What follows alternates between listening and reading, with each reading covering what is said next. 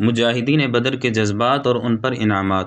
ہجرت کے دوسرے سال 17 رمضان المبارک کو اسلام اور کفر کی پہلی بڑی جنگ بدر کے مقام پر ہوئی۔ اس میں صحابہ کرام رضی اللہ عنہم نے اتفاق و اتحاد، جانثاری اور بہادری کا ایسا حسین مظاہرہ کیا کہ تاریخ میں اس کی مثال ڈھونڈنا مشکل ہے۔ وہ بے سر و سامانی کے عالم میں ان دشمنوں کے سامنے جم کر کھڑے ہوئے جو تعداد میں بھی ان سے کئی گنا زیادہ تھے، اسلحہ سے بھی لیس تھے اور بڑی طاقتوں کے حمایت یافتہ بھی تھے۔ پھر اللہ کریم نے نہ صرف کفار کو عبرتناک شکست دی بلکہ بدر والوں کو اپنی رضا سے یوں نوازا کہ ایک شخص نے کئی سال بعد بدری صحابی سے متعلق سخت لہجے میں بات کی تو رسول اللہ صلی اللہ علیہ وسلم نے روکتے ہوئے فرمایا: انہ شہد بدرا وما یدریک لعل اللہ عز وجل اطلع علی اہل بدر فقال اعملوا ما شئتم فقد غفرت لکم، یعنی خاموش رہو، یہ بدر میں شریک ہوا تھا، تمہیں کیا معلوم، اللہ تعالی جانتا ہے۔ جبھی تو اس نے اہل بدر کے حق میں فرمایا: جو چاہو کرو، یقیناً میں نے تمہیں بخش دیا ہے۔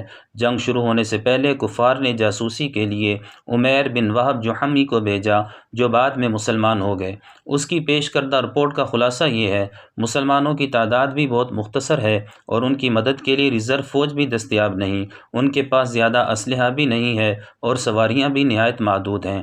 تاہم ان کے تیور اور جذبات بتاتے ہیں کہ ان میں سے ہر ایک مرنے سے پہلے تمہارا کم از کم ایک بندہ ضرور مار دے گا۔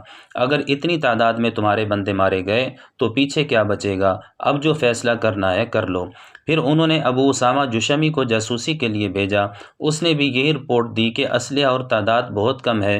مزید کہا: وَلَكِنِّي وَاللَّهِ رَأَيْتُ قَوْمًا لَا يُرِيدُونَ أَن يَؤُوبُوا إِلَىٰ أَهْلِهِمْ قَوْمًا مُسْتَمِيتِينَ، یعنی لیکن اللہ کی قسم میں نے ان کے جذبات سے محسوس کیا ہے کہ وہ اپنے گھروں کو زندہ واپس نہیں جانا چاہتے، ہر ایک اپنے آقا کے قدموں میں جان نچھاور کرتے ہوئے شہادت کا جام پینا چاہتا ہے۔ وہ ایسے جانباز ہیں کہ مرنے تک لڑتے رہیں گے۔ بچوں کے جذبات کا یہ عالم تھا کہ سیدنا عبد الرحمن بن عوف رضی اللہ عنہ فرماتے ہیں: میں بدر کے موقع پر مجاہدین کی صف میں کھڑا تھا، میں نے اپنے دائیں بائیں دیکھا تو دو نوعمر لڑکے کھڑے تھے۔ دل میں خیال آیا اگر دائیں بائیں دو مضبوط لوگ ہوتے تو میری پوزیشن اچھی ہوتی۔ اسی دوران ایک لڑکے نے چپکے سے پوچھا: چچا جان، کیا آپ ابو جہل کو پہچانتے ہیں؟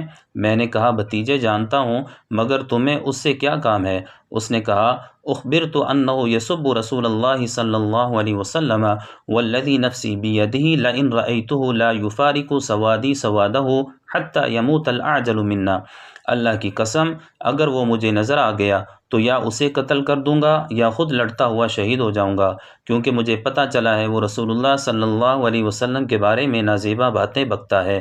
سیدنا عبد الرحمن رضی اللہ عنہ نے فرمایا: میں حیرت سے اس نوجوان کا منہ تک رہا تھا کہ اچانک دوسرے لڑکے نے بھی مجھ سے یہی سوال کیا۔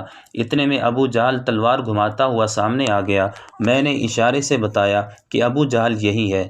فرماتے ہیں: فَابْتَدَرَاهُ بِسَيْفَيْهِمَا فَضَرَبَاهُ حَتَّى قَتَلَاهُ، دونوں لڑکے تلواریں لے کر ابو جہل پر جھپٹے اور اپنی تلواروں سے اسے زمین پر ڈھیر کر دیا۔ یہ سیدتنا عفرا کے بیٹے سیدنا معوذ اور سیدنا معاذ تھے رضی اللہ عنہم۔ پھر وہ دونوں رسول اللہ صلی اللہ علیہ وسلم کی بارگاہ میں حاضر ہوئے۔ آپ نے پوچھا: تم میں سے کس نے اسے قتل کیا؟ ہر ایک نے کہا: میں نے قتل کیا ہے۔ سرور عالم صلی اللہ علیہ وسلم نے ان کی تلواریں دیکھ کر فرمایا: کلاکما قتلہ، تم دونوں نے اسے قتل کیا ہے۔